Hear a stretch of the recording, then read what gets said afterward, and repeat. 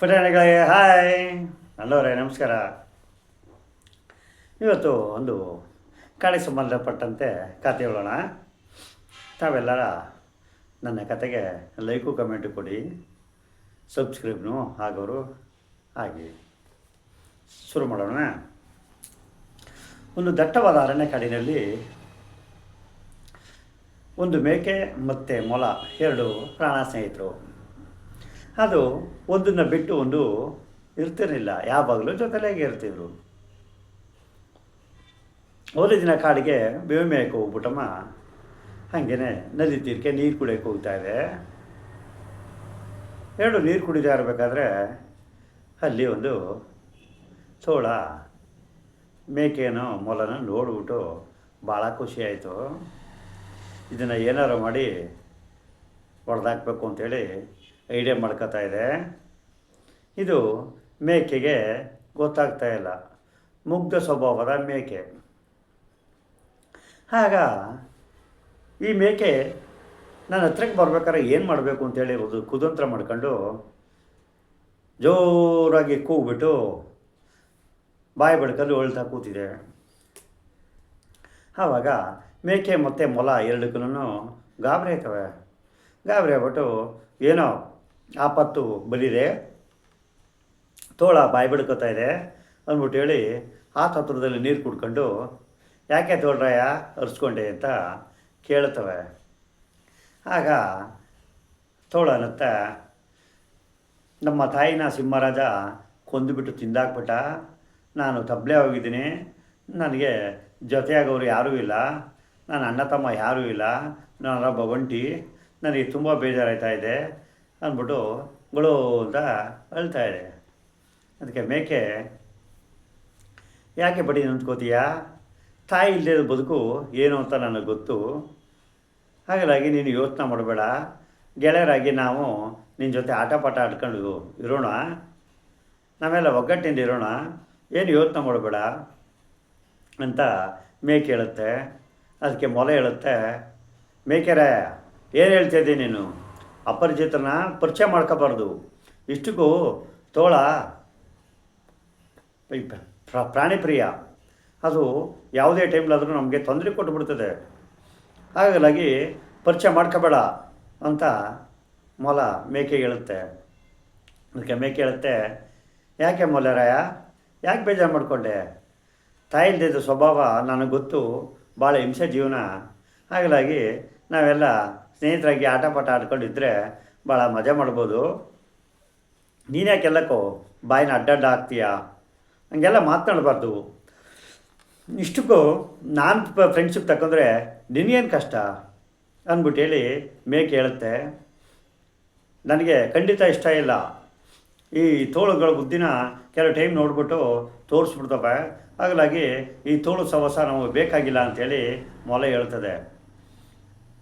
ಆಗ ಮೇಕೆ ಇದು ಹೇಳುತ್ತೆ, ತೋಳ ಫ್ರೆಂಡ್ಶಿಪ್ ತಗೊಳ್ಳೋರು ಮೇಕೆ ನನ್ನ ಫ್ರೆಂಡ್ಶಿಪ್ಪಾಗಿ ಒಪ್ಕೊಂಡಿದ್ದಾರೆ, ನಿಂದೇನೋ ಪ್ರತಿಷ್ಠೆ, ನೀನು ಸುಮ್ಮನೆ ಇರು ಅಂತೇಳಿ ಮೊಲನ ತೋಳ ಹೇಳುತ್ತೆ.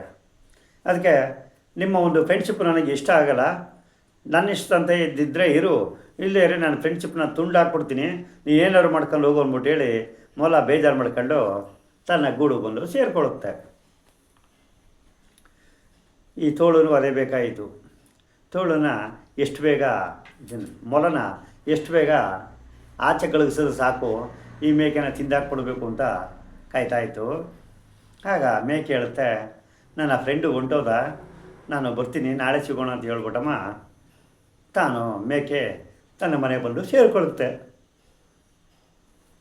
ಆಗ ಈ ತೋಳನಿಗೆ ಕೈ ಬಂತು, ಬಾಯಿ ಬಂದಿಲ್ವಲ್ಲ, ಹಂಗೆ ಆಗೋಯ್ತಲ್ಲ, ಸರಿನಾ, ಆಹಾ ಯಾವತ್ತಿದ್ರೂ ಇದನ್ನು ತಿಂತೀನಿ ಅಂತೇಳಿ ಕನಸು ಕಾಣ್ತಾ ಇದೆ. ಪುನಃ ಹಿಂದಿನಂತೆ ಮೊಲ ಮತ್ತು ಮೇಕೆ ಆಟ ಆಡಲಿಕ್ಕೆ ಕಾಡು ಬರ್ತವೆ. ಆಗ ತೋಳ ಅಲ್ಲಿಗೆ ಸೇರುತ್ತೆ. ಮೇಕೆರೆ ನನ್ನ ಆಟ ಆಡೋಕ್ಕೆ ಸೇರಿಸ್ಕೊತೀರಾ ಅಂತ ಕೇಳುತ್ತೆ. ಓ ಒಪ್ಕೋತೀನಿ, ಬಂದು ಸೇರು, ನೀನು ನನ್ನ ಗೆಳೆಯನಲ್ವಾ ಅಂತ ಮೇಕೆ ಅನ್ನತ್ತೆ. ಅದಕ್ಕೆ ಮೊಲ, ಯಾರ್ಯಾರು ನಾವು ಸೇರಿಸ್ಕೋಬಾರ್ದು, ಭಾಳ ನಮ್ಮ ಜೀವಕ್ಕೆ ಆಪತ್ತು ಬಂದರೂ ಬರ್ಬೋದು, ನಿನಗೆ ಗೊತ್ತಿಲ್ಲ ಮೇಕೆ, ನೀನು ಎಲ್ಲರೂ ಬನ್ನಿ ಬನ್ನಿ ಅಂತ ಕರಿತೀಯ, ಹೀಗೆಲ್ಲ ಪರಿಚಯ ಮಾಡ್ಕೊಬಾರ್ದು, ಅಪರಿಚಿತರು ಅಪರಿಚಿತ್ರಿಯೇ ಅಂತ ಮತ್ತೊಮ್ಮೆ ಹೇಳುತ್ತೆ ಮೊಲ. ಅದಕ್ಕೆ ಮೇಕೆ, ಯಾಕೆ ಹಿಂಗೆ ಆಡ್ತೀಯ, ಆಟ ಆಡೋದು ತಪ್ಪೇನು, ಅಷ್ಟಿಗೂ ತೋಳ ಒಳ್ಳೆ ಸ್ವಭಾವದವನು ಅಂತ ಹೇಳಿ ಮೊಲದ ಬಾಯಿನ ಕಟ್ಟಾಕ್ಬಿಡ್ತದೆ. ಆಗ ಇದೇನು ಮಾಡುತ್ತೆ, ನೋಡು ತೋಳನ್ನ ನೀನು ಫ್ರೆಂಡ್ಶಿಪ್ ಮಾಡ್ಕೊಂಡ್ರೆ ನಾನು ನಿನ್ನ ಫ್ರೆಂಡ್ಶಿಪ್ ಬಿಟ್ಬಿಡ್ತೀನಿ, ನಾನು ಹೋಗ್ಬಿಡ್ತೀನಿ ಅಂದ್ಬಿಟ್ಟು ಹೇಳಿ ಹೋದ ರೀತಿ ಹೋಗ್ಬಿಟ್ಟವ ಒಂದು ಮರದಡಿಯಲ್ಲಿ ಬಂದು ಸೇರಿಕೊಳ್ಳುತ್ತೆ. ಆಗ ಮೇಕೆ, ಅಯ್ಯೋ ಒಳ್ಳೆ ಹಣೆ ಬರ ಆಗುತ್ತಲ್ಲ, ನಿಂತ್ಕೋ ಮೊಲ, ನಿಂತ್ಕೋಬಲ್ಲ, ನಿಂತ್ಕೋ, ಹೋಗಬೇಡ, ನಿಂತ್ಕೋ ಅಂತ ಕೂಗುತ್ತೆ. ಇಲ್ಲ ಇಲ್ಲ ನಾನು ಹೋಯ್ತು ಅಂದ್ಬಿಟ್ಟು ಹೇಳ್ಬಿಟ್ಟಮ್ಮ ಹಂಗೆ ವಾಪಸ್ಸು ಮರದಡಿ ಬಂದು ಕೂತ್ಕೊತ್ತೆ. ಮೇಕೆ ನನ್ನ ಫ್ರೆಂಡು ಉಂಟು ಅಂದ್ಬಿಟ್ಟು ತಿಳ್ಕೊಂಡು ತಾನು ಮನೆಗೆ ಬರ್ತದೆ. ಆವಾಗ ತೋಳ ಅನ್ನತ್ತೆ, ಹೋಗು ಹೋಗು, ಇವತ್ತಲ್ಲ ನಾಳೆ ನಿನ್ನ ತಿಂದೇ ತಿಂತೀನಿ, ನೀನು ಫ್ರೆಂಡ್ಶಿಪ್ ಆಗ್ಬಿಟ್ಟೆ, ಈಗ ನನ್ನನ್ನು ಬಿಡೋಕ್ಕಾಗಲ್ಲ ನೀನು, ಆಯಿತಾ, ಯಾವತ್ತಿದ್ರೂ ನಾನು ಕುರಿ ಮಾಂಸ ತಿಂದೇ ತಿಂತೀನಿ, ಮೇಕೆ ಮಾಂಸನ ಅಂತೇಳಿ ಬಾಯ್ಬಿಟ್ಟು ಹೇಳ್ತಾಯಿದೆ. ಅದನ್ನು ಈ ಮೊಲ ಮರದಲ್ಲಿತ್ತಲ್ಲ ಎಲ್ಲ ಕೇಳಿಸ್ಕೊತು. ಅಲ್ಲಿ ಚೆನ್ನಾಗಿ ತೋಳನ ಬೈದ್ಬಿಟ್ಟು ಬಂತು, ನನಗೆ ಗೊತ್ತಿತ್ತು ನೀನು ಈಗ ಮಾಡ್ತೀಯ ಅಂತ, ಮೇಕೆ ನಿನ್ನೆ ನೆಂಬೋದು, ಆದರೆ ನಾನು ನಿನ್ನೆ ನೆಂಬಲ್ಲ, ನಾನು ಈ ವಿಚಾರದಲ್ಲಿ ಭಾಳ ಹುಷಾರು ಅಂತ ಹೇಳ್ಬಿಟ್ಟು ಕುಣ್ಕೋದು ಮೇಕೆ ತಂಡಕ್ಕೆ ಓಡಾಯಿತು.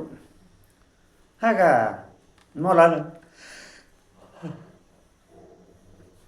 ಅನ್ನತ್ತೆ, ನೀನು ತೋಳಂದು ಫ್ರೆಂಡ್ಶಿಪ್ ತಗೊಬಾರ್ದಾಗಿತ್ತು, ನೀನು ತೋಳನ್ನು ಬಿಟ್ಬಿಡು, ಅದು ಸರಿ ಇಲ್ಲ ಅನ್ನತ್ತೆ.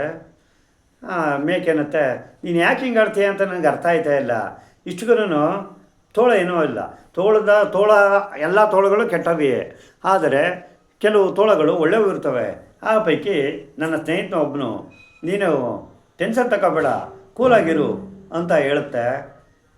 ಇಲ್ಲ ಇಲ್ಲ ತೋಳ ನನಗೆ ಯಾಕೋ ಸರಿ ಕಾಣ್ತಾ ಇಲ್ಲ, ಅದರ ಫ್ರೆಂಡ್ಶಿಪ್ಪ ಬಿಟ್ಬಿಡು ಅಂತ ಮೊಲ ಹೇಳುತ್ತೆ. ಹಂಗೆ ಅಲ್ಲೂ ಕಚ್ಚಾಡ್ಕೊಂಡು ಅದು ಮೊಲ ಹೊಂಟೋಗ್ಬಿಡ್ತದೆ. ಆಗ 5-6 ದಿನ ಕಳೀತು. ಮೊಲ ಮತ್ತು ಮೇಕೆ ಕಾಡಿಗೆ ಮೇಯಕ್ಕೆ ಹೋಗಿಲ್ಲ. ಅಲ್ಲಿ ತೋಳ ಕಾಯ್ತಾ ಕೂತದೆ, ಮೇಕೆ ಬರ್ತದೆ ತಿನ್ನೋಣ ಅಂತ. 5-6 ದಿನ ಕಳೆದ್ರು ಬರ್ನಿಲ್ವಲ್ಲ, ಅದಕ್ಕೆ ತೋಳನೇ ಮೇಕೆ ಹುಡಿಕೊಂಡು ಮನೆಗೆ ಬರ್ತಿದೆ. ಆಗ ಮೇಕೆ ಯಾಕೆ 5-6 ದಿನ ಆಯಿತು ಬರಲಿಲ್ಲ, ನನ್ನ ಫ್ರೆಂಡ್ಶಿಪ್ ನಿನಗೆ ಬೇಡವೇ ಅಂತ ಕೇಳುತ್ತೆ. ಅದಕ್ಕೆ ಮೇಕೆ ಹೇಳುತ್ತೆ, ಇಲ್ಲಪ್ಪ, ನನಗೆ ಯಾಕೋ ಪ್ರಾಣ ಸ್ನೇಹಿತ ನಾನಿನ್ನ ದೂರ ಅದ, ಅದಕ್ಕೋಸ್ಕರ ನನಗೆ ಬೇಜಾರಾಗಿ ಕಾಡಿಗೆ ಮೇಯಕ್ಕೆ ಬರಲಿಲ್ಲ, ಹಾಗಾಗಿ ನನಗೆ ಭಾಳ ಫೀಲಿಂಗ್ ಆಯ್ತಾಯಿದೆ ಅಂತ ಹೇಳುತ್ತೆ ಮೇಕೆ. ಅದಕ್ಕೆ ತೋಳ ಅನ್ನತ್ತೆ, ಅಯ್ಯೋ ತೋಳ, ಮನಸ್ಸು ಬೇಜಾರು ಮಾಡ್ಕೊಂಡ್ರೆ ನಾವೇನು ಮಾಡೋಕ್ಕಾಗುತ್ತೆ, ನಾವು ನೀವು ಚೆನ್ನಾಗಿದ್ದೇವಲ್ಲ, ನೋಡು ತೋಳ ಎಲ್ಲ ತೋಳಗಳು ಕೆಟ್ಟವೆ, ಆದರೆ ನಾನು ಹಂಗೆ ಅಷ್ಟು ಕೆಟ್ಟವನಲ್ಲ, ನಾನು ತುಂಬ ಒಳ್ಳೆಯವನು, ನನ್ನ ನೆಂಬುವನು ಅಂತ. ಅದಕ್ಕೆ ಮೇಕೆ ಹೇಳುತ್ತೆ, ನಾನು ನಿನ್ನೆ ನೆಂಬಿದ್ದೀನಿ, ಆದರೆ ಮೊಲ ನನ್ನ ಮಾತನ್ನೇ ಕೇಳ್ತಾ ಇಲ್ಲ, ಬೇಡ ಬೇಡ ಅವನ ಫ್ರೆಂಡ್ಶಿಪ್ ಬೇಡ ಅನ್ನತ್ತೆ, ಇದೇ ನನಗೆ ಬೇಜಾರು ಅಂತ ಮೇಕೆ ಹೇಳುತ್ತೆ. ಆಗ ನರಿ ಬುದ್ಧಿ ಉಪಯೋಗಿಸುತ್ತೆ, ಅದನ್ನು ಫ್ರೆಂಡ್ಶಿಪ್ಪು ಜಲ್ದಿ ಮಾಡ್ಕೊಬಿಡಮ್ಮ, ಇವತ್ತು ಮೆಕ್ಕೆಜೋಳ ಬೆಳೆದಿರೋವಂಥ ಗದ್ದೆಗೆ ಹೋಗಿ ಚೆನ್ನಾಗಿ ಹೊಟ್ಟೆ ತುಂಬ ತಿನ್ಕೊಂಡು ಆ ಮೊಲಕ್ಕೂ ಒಂದು ಸ್ವಲ್ಪ ಜೋಳ ತರಮ್ಮ, ಆಗ ತಿಂದರೆ ಅದಕ್ಕೆ ಒಂದು ಸಮಾಧಾನ ಆಗುತ್ತೆ, ತೋಳ ಒಳ್ಳೆಯವನು ಅಂತ ಗೊತ್ತಾಗುತ್ತೆ ಅಂತ ಹೇಳುತ್ತೆ. ಅದಕ್ಕೆ ಮೇಕೆ, ಹೌದೌದು, ನೀನು ಒಳ್ಳೆ ಫಲಭರಿತ ರುಚಿಕರವಾದಂಥ ಜೋಳನ ಕಿತ್ತು ಕೊಡು, ನಾವು ತಿಂತೀವಿ, ಹಾಗೇ ಮೊಲಕ್ಕೊಂದು ಸ್ವಲ್ಪ ತಂದರೆ ಅದು ಜೋಳ ತಿಂದ ಮೇಲೆ ಅದ್ರ ಬುದ್ಧಿ ಬದಲಾಗ್ಬೋದು ಅಂತೇಳಿ ಹೇಳುತ್ತೆ. ನಡೆಯಾಗಾರ ತೋಟಕ್ಕೆ ಹೋಗಮ್ಮ, ಜಲ್ದಿ ಜೋಳ ಬೆಳೆದಿರೋ ಗದ್ದೆಗಳಿಗೆ ಹೋಗಮ್ಮ ಅಂಥೇಳಿ ಮೇಕೆನೇ ಕರ್ಕೊಂಡು ತೋಳ ಓಡ್ಬಿಡುತ್ತೆ. ಆಯಿತು, ಅಲ್ಲಿ ರುಚಿಕರವಾದಂಥ ಜೋಳನೆಲ್ಲ ಕಿತ್ತು ಕೊಡುತ್ತೆ, ತಿಂತವೆ, ಹೊಟ್ಟೆ ತುಂಬ ತುಂಬುತ್ತೆ ಮೇಕೆ ಹೊಟ್ಟೆ ತುಂಬ. ಆಗ ನೀನು ತಿನ್ಕೋ ಅಂತ ಹೇಳುತ್ತೆ, ಇಲ್ಲ ನಾನು ಜೋಳ ತಿನ್ನೋದಿಲ್ಲ, ನೀನು ತಿನ್ನು ಹೊಟ್ಟೆ ತುಂಬ ಅಂತ ತೋಳ ಹೇಳುತ್ತೆ. ನೀನು ಜೋಳನ ನನಗೆ ತಿನ್ಸಕ್ಕೆ ಬಂದ್ಯಾ ತೋಳರಾಯ ಅಂತ ಕೇಳುತ್ತೆ. ಹೌದು, ನಿನಗೆ ತಿನ್ನಿಸೋಣ ಅಂತಲೇ ಬಂದದ್ದು, ನೀನು ಹೊಟ್ಟೆ ತುಂಬ ತಿನ್ಕೋ, ಮೊಲಕ್ಕೆ ಒಂದು ಸ್ವಲ್ಪ ಮಡಿಕೋ, ಹೋಗೋಣ ಅಂತ ಹೇಳುತ್ತೆ. ಆಗ ನೀನು ಎಷ್ಟು ಒಳ್ಳೆ ಬುದ್ಧಿ ನಿನಗೆ, ನನ್ನ ಜೋಳ ತಿನ್ಸಕ್ಕೆ ಬಂದು ನೀನು ಹಂಗೆ ಕೂತಿದೆಯಲ್ಲ ಅಂತ ಮೇಕೆ ಕೇಳುತ್ತೆ. ಹೌದೌದು, ನನ್ನ ಬುದ್ಧಿ ಒಳ್ಳೆ ಬುದ್ಧಿ, ನಿನಗೆ ಜೋಳ ತಿನ್ನಿಸಿ ನಾನು ಜೋಳ ತಿನ್ನಿಸಿ ನಾನು ನೋಡೋಣ್ತಾ ಇದ್ದೀನಿ ಅಂತ ಹೇಳುತ್ತೆ ಯಾವುದು ತೋಳ. ಆವಾಗ ಮೇಕೆನತ್ತೆ ನಿನಗೇನಿಷ್ಟ ಆಹಾರದಲ್ಲಿ ಅಂತ ಕೇಳುತ್ತೆ. ಅದಕ್ಕೆ ತೋಳ ಅನ್ನತ್ತೆ, ನನಗೆ ಮೇಕೆ ಮಾಂಸ ಅಂದರೆ ಭಾಳ ಇಷ್ಟ, ಒಂದು ತಿಂಗಳಾಯಿತು ತಿಂದು, ಅದಕ್ಕೋಸ್ಕರ ಕಾಯ್ತಾ ಕೂತಿದ್ದೀನಿ ಅಂತ ಹೇಳುತ್ತೆ. ಏನು ಮೇಕೆ ಅಂದರೆ ನಾನಾ ಅಂತ ಕೇಳುತ್ತೆ. ಹೌದು ನೀನೇ, ನಿನ್ನ ಬೇಕು ಅಂಥೇಳಿ ನಾನು ಇಷ್ಟು ಕಷ್ಟಬಿದ್ದು ನಿನ್ನ ಫ್ರೆಂಡ್ಶಿಪ್ನ ತಗೊಂಡೆ, ನೀನು ನನಗೆ ಆಹಾರ ಆಗಬೇಕು, ನಾನು ನೀನು ತಿಂದಾಗಲೇ ನನಗೆ ಹೊಟ್ಟೆ ತುಂಬೋದು ಅಂದ್ಬಿಟ್ಟು ಹೇಳ್ಬಿಟ್ಟವ ಕುರಿ ಮೇಲೆ ಓತನ ಮೇಲೆ ನೆಗೀತದೆ.